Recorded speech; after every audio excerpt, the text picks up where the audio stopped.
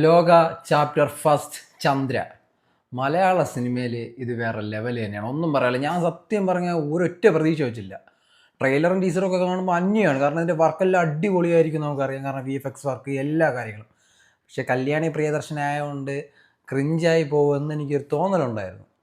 കാരണം ആ ഒരു ഫേസ് കട്ടിന് ഒരു സീരിയസ് റോൾ പറ്റുമോ, ഒരു സൂപ്പർ ഹീറോ ലെവലിലോട്ട് പൊളിയായിരിക്കും എന്നൊരു സംശയം സ്വാഭാവികമായിട്ട് എനിക്കുണ്ടായിരുന്നു. എനിക്ക് വലിയ താല്പര്യമില്ലായിരുന്നു. പക്ഷെ പോയി കണ്ട് വിചാരിച്ചതിനും അപ്പുറത്തായിരുന്നു സിനിമ.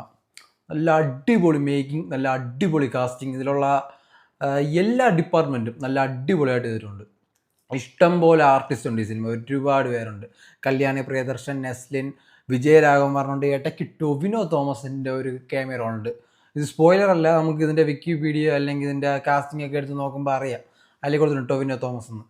പിന്നെ ഇതിൻ്റെ ഡയറക്ടർ ആരാണെന്ന് ചോദിച്ചാൽ ഡൊമിനിക് ആയിരുന്നാണ്. പിന്നെ ഇത് പ്രൊഡ്യൂസ് ചെയ്തിട്ടുള്ളത് ദുൽഖർ സൽമാനാണ്. നല്ല അടിപൊളി വർക്കാണ് കേട്ടോ. ഇതിലെനിക്ക് ഏറ്റവും ഇഷ്ടപ്പെട്ട സീൻ എന്ന് പറഞ്ഞാൽ ഇതിൽ ഇൻ്റർവെല്ലിൽ നമ്മളെ ഫ്ലാഷ് ബാക്ക് കാണിക്കുന്ന ഒരു സീനുണ്ട്. അതിലൊരു കൊച്ചുകുട്ടിയുടെ ഒരു ഫൈറ്റും ആ സമയത്തുള്ള ഒരു മേക്കിംഗ് കാര്യങ്ങളിലും അടിപൊളിയാണ്. നെക്സ്റ്റ് ലെവലാണ് ഈ സിനിമ. പിന്നെ ക്ലൈമാക്സിലോട്ട് വരുമ്പം നമ്മൾ കുറച്ചുകൂടെ എന്തെങ്കിലുമൊക്കെ പ്രതീക്ഷിക്കും. പക്ഷേ ആ ഒരു റേഞ്ചിലോട്ട് പോയില്ലെങ്കിൽ നല്ല അടിപൊളിയായിട്ട് ചെയ്തിട്ടുണ്ട്. ഇതിലങ്ങനെ എടുത്ത് പറയാൻ വേണ്ടി മാരകമായിട്ടുള്ള പെർഫോമൻസ് ഒന്നുമില്ല. അത്യാവശ്യം കോമഡി സീൻസൊക്കെ ഉണ്ട്, എല്ലാം വർക്കായിട്ടുണ്ട്.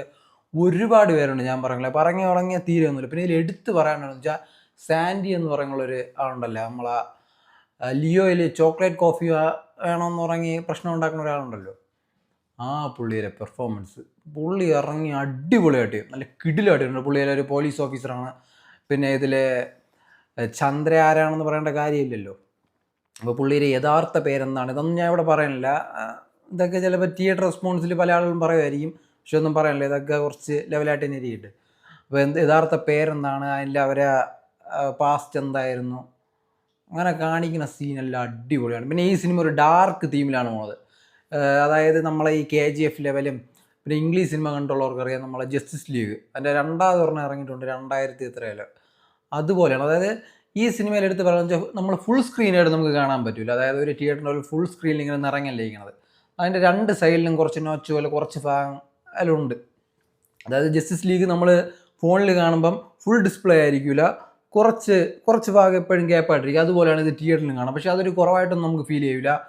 ഈ സിനിമ കൂടുതലും ഒരു എന്താ പറയുക, ഞാൻ പറഞ്ഞ ഒരു ഡാർക്ക് തീം എല്ലാവർക്കും ഇഷ്ടപ്പെടും ഈ സിനിമ. സത്യം പറഞ്ഞാൽ ഞാൻ ക്രിഞ്ചായിരിക്കും എന്ന് പറയണത്. പക്ഷേ എല്ലാവരും നല്ല അടിപൊളി പെർഫോമൻസ്. ആ പാടെ ഒരു തോന്നിയ ഒരു നെഗറ്റീവ് എന്ന് പറയുന്നത്, ഇതിൽ കല്യാണി പ്രിയദർശൻ്റെ പുറകെയാണ് നമ്മളെ നെസ്ലിൻ നടക്കുന്നത്.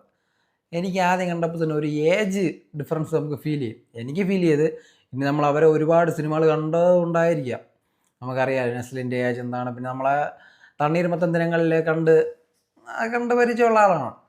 പിന്നെ കല്യാണി പ്രിയദർശനാണെങ്കിൽ നമുക്കറിയാം അത്യാവശ്യം നല്ല ഹൈറ്റൊക്കെ ഉള്ളതുകൊണ്ട് ചെറിയൊരു ഇതെനിക്ക് തോന്നി. അത് എൻ്റെ മാത്രം പേഴ്സണൽ ഒപ്പീനിയനാണ്, എല്ലാവരെയും കാര്യമില്ല ഞാൻ പറയണത്. പിന്നെ ഇതിൻ്റെ ഉള്ള ബാക്കി എടുത്ത് പറയേണ്ട കാര്യമില്ല. നിങ്ങൾ തിയേറ്ററിൽ പോവുക, എൻജോയ് ചെയ്യൂ. മലയാള സിനിമയെ ഒരു നെക്സ്റ്റ് ലെവലിലോട്ട് കൊണ്ടുപോയി ഈ സിനിമയ്ക്ക് ഉറപ്പായിട്ട് കഴിയും. പിന്നെ ഈ സിനിമയ്ക്ക് വേണ്ടത്ര ഒരു ബുക്കിംഗ് ഉണ്ടെന്ന് എനിക്ക് തോന്നുന്നില്ല.